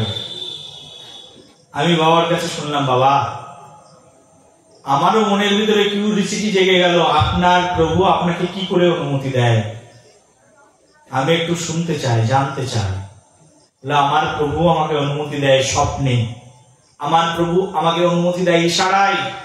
দেখতে দেখতেই প্রভুর গলার পুষ্পের মালা, সেই মালা থেকে একটা ফুল খসে সেই বিয়ের নিমন্ত্রণ কার্ডের উপরে পড়লো। বললো এই তোমার মনোবাঞ্ছা পূর্ণ হয়েছে, যাবো আমি তোমার বিয়েতে, যাবো গো, আমার প্রভু যাবেন তাই আমি যাব। বলো রাধে রাধে। বলে আমি যাব। এই যে ফুলের মালা, ফুলের গ্রথিত মালা, সেখান থেকে ফুল খসে পড়েছে। এই দেখো আমার প্রভু নিমন্ত্রণ পত্র অ্যাকসেপ্ট করেছেন, যাবেন। প্রভু না গেলে আমি যাব কেন? কারণ আমি তো প্রভুর দাস, এই বাড়ির মালিক কৃষ্ণ, একে বলে কৃষ্ণের সংসার। বিয়ের নিমন্ত্রণ এসেছে বলছে কৃষ্ণকে যা, কৃষ্ণ গ্রহণ করেছেন, কৃষ্ণ যাবেন। কৃষ্ণ গেলে, রাজা গেলে চাকরের যেতে কোনো সমস্যা নেই, রাজার সঙ্গে চাকরও যাবেন, তাই আমি যাব। আছে ভাব আছে মনের ভিতরে, সংসার কিসের করি? এটাকে বলে কৃষ্ণের সংসার। যে সংসারটাকে তুমি তোমার বলে মনে করেছো, সেই সংসারকে যখন তুমি কৃষ্ণের বলে মনে করবে, তখনই তুমি কৃষ্ণের হয়ে গেলে, তখনই তুমি কৃষ্ণের দাস হয়ে গেলে। দাস তো হতে পারলাম না, মায়ার দাস হয়ে গেলাম। মেয়ের বিয়ের অনুষ্ঠান, 10 লক্ষ টাকা খরচ। কয়দিন পরেই তো শালগ্রাম জি তুলসীর বিয়ে হবে, কত লাখ টাকা খরচ করবে বলো? আছে মনোভাব? 10 টাকার বাতাসা? তাহলে তুমি কৃষ্ণের চাকর না মায়ার চাকর? তুমি নিজেই চিন্তা করো। বলি রাধা কৃষ্ণের বৃন্দাবনে বিয়ে হয়, তোমার ঘরেও তো রাধা কৃষ্ণ আছে, বিয়ে করাও। তোমার ঘরেও তো রাধা কৃষ্ণ আছে, পরাও কাপড়, নিজে 10,000 টাকার শাড়ি পরছো আর রাধা কৃষ্ণের জন্য 200 টাকার কাপড়, তাহলে তুমি কৃষ্ণের চাকর হলে না তোমার চাকর কৃষ্ণ হলো? চাকরকে মানুষ 200 টাকার কাপড় পরায় আর নিজে 20,000 টাকার কাপড় পরে, তাই না? তাহলে কি করে আমি কৃষ্ণের দাস হলাম? এই যে এই ভাবনা, এই ভাবনাটাই আমাকে কৃষ্ণের দাস বানিয়ে রাখবে। প্রেম সে বলো আরো জোরে, দুহাত তুলে বলি, মা অত সহজ নয় কৃষ্ণের চাকর হওয়া। চাকর হওয়ার জন্য এই মনোভাব তৈরি করতে হবে। এই যে মন্দিরের মধ্যে ভগবান আছে, ভগবানকে আমাদের এই মন্দিরের যিনি আচার্য ছিলেন না, শ্রদ্ধনীয় পরম পূজ্য আচার্যপাদ মুরারি মোহন দাস বাবাজি মহারাজ, 1000 টাকার কাপড় কিনতেন, 1000 টাকার গহনা কিনতেন। আমি নিজে গেছি একবার বাজার করতে ওনার সঙ্গে, অবাক, আরে বাবা করছে কি, এত দামি গহনা কার জন্য? বলি রাধারানীর জন্য। কি মনে হবে তোমার? আরে পাথরের বিগ্রহ রাধারানী, তার জন্য সোনার নেকলেস? বাবাজি কোনো বোধ বুদ্ধি আছে না? এই হচ্ছে অরিজিনাল সেবা রাধারানী। বলি 60,000 টাকার কাপড়, তাও একটা মাটির বিগ্রহ, পাথরের বিগ্রহকে পড়ানোর জন্য। এই উন্নত উপলব্ধি একমাত্র সাধকই জানে, সাধুরাই জানে উপলব্ধি কাকে বলে। প্রেম সে বলো। বিগ্রহের সেবা কি করে করতে হয় এই মুরারি মোহন দাস বাবাজি মহারাজ জগৎ জীবের মাঝখানে শিক্ষা দিয়ে গেছে।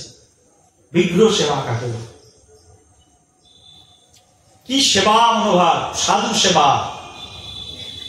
সাধুরা যাবেন, সাধুদের জন্য এত রকমের আয়োজন।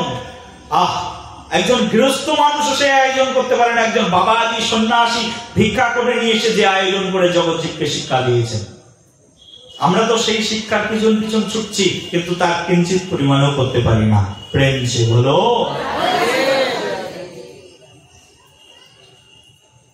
সেই জন্য গো এই জগৎ সংসারে না কৃষ্ণ সেবা করাটা যে উন্নত বৃত্তি, কৃষ্ণ সেবার যে ভাব, সেই ভাব শিখতেই না আমাদের কয়েক জন্ম চলে যায়।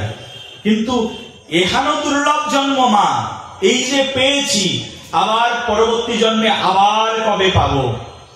এই এখানেও দুর্লভ মানব জন্ম, এই যে এখানেও দুর্লভ মানব জন্ম পেয়ে এই ললিতা মন্দিরে কৃষ্ণ কথা শুনতে বসেছি, এমন সুযোগ আর কি কখনো পাবো কৃষ্ণ কথা শুনতে?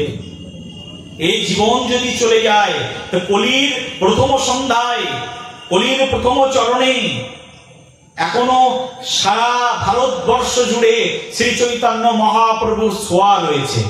এখনো ফুলগুলোতে গন্ধ শুকলে না মহাপ্রভুর গায়ের গন্ধ পাওয়া যায়। প্রেম সে বলো। এখনো রাস্তা দিয়ে হাঁটলে মহাপ্রভুর চরণের ধুলা পাওয়া যায়। বেশি দিনের কথা নয়, মহাপ্রভু গেছেন পৃথিবী ছেড়ে। মহাপ্রভুর মতাদর্শ এখনো এই জগতের মধ্যে যথাযথভাবে রয়েছে। মহাপ্রভুর পরম্পরা, মহাপ্রভুর আচার্যগণের সিদ্ধান্ত এখনো রাধাকুণ্ডে বৃন্দাবনে হাজারো হাজারো মহাত্মারা করে চলেছে, আচরণ করছেন, জগৎজীবকে শিক্ষা দিচ্ছেন। প্রেম সে বলো। সরগোস্বামীর শিক্ষা এখনো বৃন্দাবনে গেলে পাওয়া যায়, সরগোস্বামীর আদর্শ এখনো দেখা যায়। সাধক মহাত্মারা এখনো আসেন বঙ্গদেশে, সারা ভারতে ঘোরেন। সাধক মহাত্মাগণ, তাদের কাছ থেকে আমরা এই আচরণ শিখতে পারি। কলির প্রথম অবস্থা, আমরা এখনো এই হেন দুর্লভ মানব জন্ম পেয়ে যদি কলির শেষের অবস্থার মানুষের মতো আমাদের অবস্থা হয়, কি করে আমরা এই জীবনকে কৃষ্ণ ভাবে, কৃষ্ণ প্রেমে রাঙাবো? এ তো কলির প্রথম অবস্থা, সবে মাত্র 5,500 বছর। শাস্ত্র বলছে কলিযুগ বেঁচে থাকবে, কলিযুগের আয়ু থাকবে 4,32,000 বছর। এ তো সবে 5,500 বছর, কলির প্রথম অবস্থা। কলিযুগ অনেক খারাপ, অনেক দোষ, কিন্তু তাও কলিযুগকে প্রণাম করা হয়েছে। প্রণাম হো কলিযুগ সর্বযুগ সার। হে কলিযুগ, তোমাকে প্রণাম করি। কেন? কারণ যে যুগে হইলেন উদয় গৌর অবতার, বলো গৌরাঙ্গ ভগবান কি। এই গৌরাঙ্গ ভগবান এসেছেন কলিযুগকে প্রণাম এই কারণে। গৌরাঙ্গ ভগবান সমগ্র ভারত জুড়ে এক মহা আদর্শের শিক্ষা প্রদান করেছেন। হরে নাম হরে নাম হরে নাম কেবলম কলেও নস্তেব্য গতিরন্যথা। হরিনাম করলেই এই জগৎ জীবের একমাত্র মুক্তি, আর কোনো গতি নেই, গতি নেই, গতি নেই। হরিনাম করে যাও। কি শয়নে, কি ভজনে, কি বা জাগরণে, অহর নিশি বলো চিন্ত কৃষ্ণ বলহ বদনে। শয়নে স্বপনে নিশি জাগরণে অহর নিশি কৃষ্ণ চিন্তা করো, কৃষ্ণ স্মরণ করো। যাবে বৃন্দাবনে গুরুদেবের আচার্যের কাছে যাবে, নবদ্বীপে ভাবময়ী প্রেমময়ী আচার্যের কাছে যাবে, যে বলবে কৃষ্ণ চিন্তা করতে চায়। মহাপ্রভু বলেছেন অহর্নিশি চিন্ত কৃষ্ণ বলহ বদনে। এই চিন্তা করাটাও শিখতে হয়। চিন্তা যে করব, এই চিন্তা করবার জন্য গুরুদেবের কাছে গিয়ে বসতে হয়। আর চিন্তা করবার জন্য গুরুদেবের কাছে গিয়ে বসে গুরুদেবকে বলতে হয়, গুরুদেব আমাকে ব্রজের মঞ্জুরি বানিয়ে নিন, আমাকে মঞ্জুরি সাধনা দিন, আমি বসে বসে চিন্তা করব। সেই মঞ্জুরি ভাবে সমাবিষ্ট হয়ে প্রবেশ করব, আর জানবো, চিন্তা করব, মনন করব, স্মরণ করব। স্মরণ করবার জন্য এই সাধনা একমাত্র সদ্গুরুদেবই প্রদান করতে পারেন। প্রেম সে বলো। সব জায়গায় পাবে না, অনেক জায়গায় যাবে, ঠকে যাবে। এই মঞ্জুরি ভাব, এই সাধনা, এই যে চিন্তা করার ভাবনা, এই যে চিন্তা, অহর্নিশি চিন্ত কৃষ্ণ। মহাপ্রভু বললেন অহর্নিশি চিন্ত কৃষ্ণ, কৃষ্ণের চিন্তা করো। এই কৃষ্ণের চিন্তাটা সবাই জগতে দিতে পারে না। যারা মহাপ্রভুর পরম্পরা সিদ্ধ ধারার মধ্যে রয়েছেন, তাদের কাছে এই চিন্তন শক্তিটা পাওয়া যায়। যাও সেই জায়গায় গেলে পেয়ে যাবে। এই যে ধন, চিন্তন ধন, চিন্তা করতে চাই, অহর্নিশি চিন্ত কৃষ্ণ। রাস্তা দিয়ে যাচ্ছ, চিন্তা করো এখন কোন কাল, কোন সময়, কোন ভাব, কিভাবে বসে ভজন করবে, চিন্তা করেন। এই যে মঞ্জুরি ভাব, স্বরূপম, নিজের স্বরূপাস্বাদন, চিন্তন, অহর্নিশি চিন্ত কৃষ্ণ। মহাপ্রভু যে বললেন চিন্ত কৃষ্ণ, বিচার তো করো, বিচার করিলে চিত্তে পাবে চমৎকার। মহাপ্রভুর সিদ্ধান্ত এরকম, বিচার করতে হবে হৃদয় দিয়ে। বলছে অহর্নিশি চিন্ত কৃষ্ণ আর বলহ বদনে। এই যে মুখটা পেয়েছি, মুখ দিয়ে সবসময় কৃষ্ণ কথা বলো। ঘরের মধ্যে বসে আছো, হাতে তালি দিয়ে কীর্তন করো। কেউ নেই, কেউ আছে তো 10-5 মিলে নিজ দ্বারেতে বসিয়া কীর্তন করো সবে হাতে তালি দিয়া। কি করে? হাতে তালি দিয়ে। 10-5 মিলে নিজ দ্বারেতে বসিয়া কীর্তন করো সবে হাতে তালি দিয়া। এই যে হাতে তালি দিয়ে হরিনাম কীর্তন করো। ঘরের মধ্যে বসে আছো, একা একা কি করবে ভেবে পাচ্ছ না।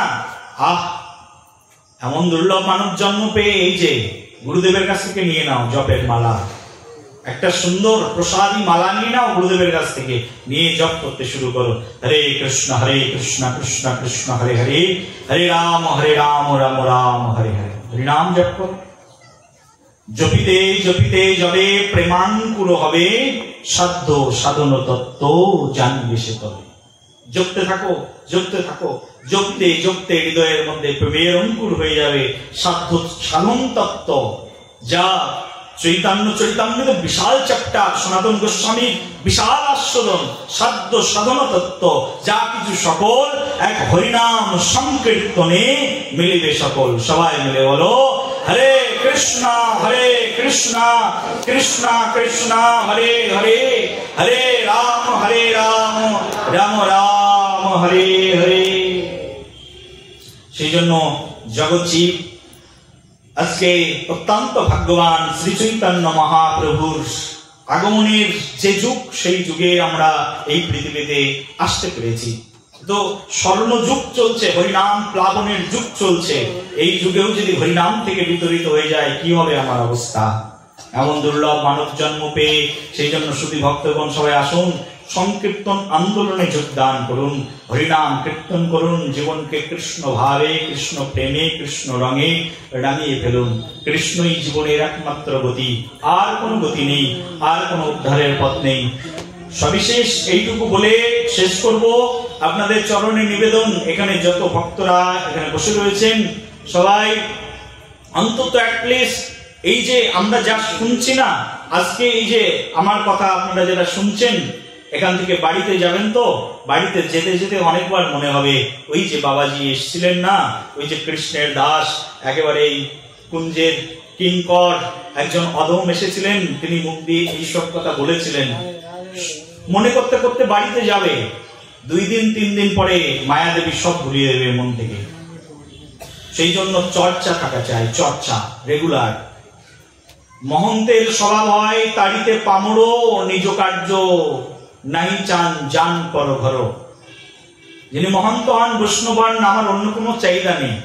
যেহেতু শ্রী গুরুদেবের চরণে আত্মসমর্পণ করেছি, গুরুদেব আমাকে নির্দেশ করেছেন হরিনামামৃত প্রচারের জন্য, হরিনাম সেবা প্রদান করেছেন, তো এটাই আপনাদের কাছে আমার প্রার্থনা, আপনাদের কাছে ভিক্ষা। আপনারা চর্চার মধ্যে থাকুন, জীবনকে কৃষ্ণ ভাবনায় ভাবিত করুন, আপনার ছেলেকে, আপনার মেয়েকে এই ভাগবত প্রসাদী শিক্ষা প্রদান করুন, আপনার ঘরের মধ্যে এই চতুষ্পাঠী গড়ে তুলুন। প্রত্যেক মা, যে মা অন্তত কমপক্ষে ক্লাস 10 পাস করেছে, সেই মায়ের উচিত ঘরের মধ্যে একটা চতুষ্পাঠী স্থাপন করা। সংস্কৃত না পড়ো, বাংলা ভাষায় লেখা আছে। জীব গোস্বামীপাদের সিদ্ধান্ত, রূপ গোস্বামীপাদের সিদ্ধান্ত, কত সিদ্ধান্ত আমাদের বৈদিক শাস্ত্রের নিয়ে এসে বাড়িতে একটা চতুষ্পাঠী হলো। যার বাড়ি আছে, বাড়িতে একটুখানি জায়গা আছে, নাহলে বাড়িতে কোনো জায়গা নেই ঘরের মধ্যে, তো উঠানের মাঝখানে গাছ আছে, সেখানে 10 জন মাকে এক জায়গায় ডেকে বসাও, বসে চতুষ্পাঠী হলো। আর কি করে সেই চতুষ্পাঠী শিক্ষা চালু করতে হয়, যদি তোমাদের কারোর ইচ্ছা থাকে, ঐকান্তিক ইচ্ছা, আমি চাই চতুষ্পাঠী চালাতে, আমার গ্রামের মধ্যে, আমার পাড়াতে একটা চতুষ্পাঠী চালাও। আমার এখানে ফোন নাম্বার, আমার কার্ড রয়েছে, আমার এই বাবা আছে, বাবার কাছ থেকে একটা কার্ড নিয়ে নেবে, নিয়ে আমাকে জানাবে কি করে চতুষ্পাঠী চালাতে হয়। আমি বলে দেবো চতুষ্পাঠী কি করে খুলতে হয়। ঘরের মধ্যে একটা চতুষ্পাঠী খোলো। মন্দির থাকলে, কারোর গ্রামের মধ্যে বড় মন্দির আছে, তো মন্দিরের মধ্যে একটা চতুষ্পাঠী খোলো, সেখানে শিক্ষা ব্যবস্থা চালু হোক। বাচ্চারাও শিখবে, বাচ্চার মারাও শিখবে, দুটো ব্যাচ হবে। ছোট বাচ্চাদের জন্য এক ধরনের ট্রেনিং, মায়েদের জন্য এক ধরনের ট্রেনিং, বাবাদের জন্য ট্রেনিং। সবাই আসবে, শিখবে। নিত্যানন্দ প্রভু বহু পূর্বে নাম হট্ট প্রতিস্থাপন করেছিলেন। নদিয়া গোদ্রুমে নিত্যানন্দ মহাজন পাতি আছেন নাম হট্ট জীবেরও কারণ। আমাদের এখনো পর্যন্ত ভারতবর্ষের বিভিন্ন জায়গায়, আমি তো এই কয়েকদিন আগে আসামে গেলাম, ওখানে ভক্তরা এই সাপ্তাহিক এক জায়গায় খোল করতাল বাজিয়ে নাম হট্ট করে। তার মানে নাম হট্ট মানে সেখানে হরিনাম কীর্তন করে, ওটাকে হরিসভা বলে। তারা এক একজন এক একটা নাম দিয়েছে, সেখানে কীর্তন করে। মুম্বাইয়ের মতো জায়গায় সেখানেও মানুষ একত্রিত হয়ে এক জায়গায় নামট্য করে। এখনো ভারতবর্ষে এই সকল কালচার রয়েছে, কিন্তু আস্তে আস্তে সব বিলুপ্তি হয়ে যাওয়ার পথে। মানুষের ভিতরে মাৎসর্য, হিংসা, একজন আরেকজনের দোষ ত্রুটি নিয়ে টানাটানি, এইসব করতে করতে এই সকল শিক্ষা আস্তে আস্তে আমাদের সমাজ থেকে বিলুপ্তির পথে। সেই জন্য শুধু ভক্তগণ এখানে যারা উপস্থিত রয়েছেন, দেখুন কোনো হিংসা নয়, কোনো মাৎসর্য নয়। আমি আমার শিক্ষা গ্রহণ করবো, আমি আমার ধর্মকে গ্রহণ করবো। এটা আমার ধর্ম, আমার সংস্কৃতি, আমার ঐতিহ্য। আমি আমার ঐতিহ্যকে টিকিয়ে রাখতে চাই, আমি আমার ধর্মকে পালন করতে চাই। প্রথম যখন আপনি আপনার গ্রামের মধ্যে একটা চতুষ্পাঠী স্টাবলিশ করবেন, সেখানে যখন একটা চতুষ্পাঠী খুলবেন, চতুষ্পাঠী খুললে সেখানে দেখবেন প্রথমে কিছু লোকজন আসবে, আর কিছু লোকজন এসে আপনাকে বিভিন্ন ধরনের গালিগালাজ করবে। কেউ বলবে ভণ্ডামি শুরু করেছে অমুকের বউ, কেউ বলবে অমুকের ছেলে ভণ্ডামি শুরু করেছে। বলুক না, তাতে কি আছে? আপনি কিছু করলেই বলবে। আর এটাই মানুষের স্বভাব, কলিযুগের মানুষের স্বভাব। ভালোটা বন্ধ করে খারাপটা নিয়ে চর্চা করা। একটা কথা মনে রাখবেন, যিনি খারাপ চর্চা করে তার মতো খারাপ ব্যক্তি পৃথিবীতে আর কেউ নেই। সুজনে সুযশ গায় কুযশ ঢাকিয়া, আর কুজনে কুরব করে সুরব নাশিয়া। যে খারাপ ব্যক্তি তার কাজ হচ্ছে খারাপটাকে নিয়ে চর্চা করা, আর যে ভালো ব্যক্তি, একজন মানুষের চরিত্রের মধ্যে অনেক খারাপ আছে, অনেক ভালো আছে। যিনি ভালো ব্যক্তি তিনি সেই খারাপ চরিত্রটাকে ঢেকে ভালো কথাটাই বলবেন। আরে কেন এমন বলছো অমুক বাবু সম্পর্কে? জানো না ওনার এত ভালো গুণ আছে, ওনার গুণগুলো দেখতে পাও না, তুমি ওনার খারাপটা নিয়ে চর্চা করছো।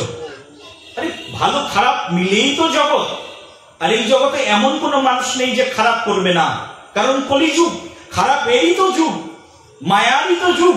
মানুষ মায়ার ফাঁদে অবশ্যই পা দেবে, মানুষ মায়ার দ্বারা অবশ্যই ফাঁসবে, কিন্তু তার খারাপটা নিয়ে চর্চা করা এটা খারাপ মানুষেরই স্বভাব। একটা মানুষের অনেক ভালো গুণ থাকে, তার ভালো গুণগুলোই কীর্তন করো, এটাই আমাদের শাস্ত্রীয় শিক্ষা। সুজনে সুযশ গায় কুযশ ঢাকিয়া, কুজনে কুরব করে সুরব নাশিয়া। বঙ্গকবি বর্ণনা করছেন, ভাগবত শাস্ত্রে তো বলছেন যে একজন ভক্তের চোখ কেমন থাকবে, বলছে ভক্তের চোখ এরকম থাকবে, ভক্ত যেদিকেই তাকাবে যত্র যত্র নেত্র পড়ে তত্র তত্র কৃষ্ণ স্ফুরে। ভক্ত যেদিকেই তাকাবেন সেদিকে সব কৃষ্ণময় দেখবে। তো ভক্তের চোখে খারাপটা পড়ে কি করে? পড়া উচিত। যিনি ভক্ত, ভক্ত মানে তিনি খারাপ কিছু দেখবেনই না। ভক্ত মানে তিনি যেদিকেই তাকাবেন সেদিকে সব কৃষ্ণময়ই দেখবেন। প্রেম সে বলো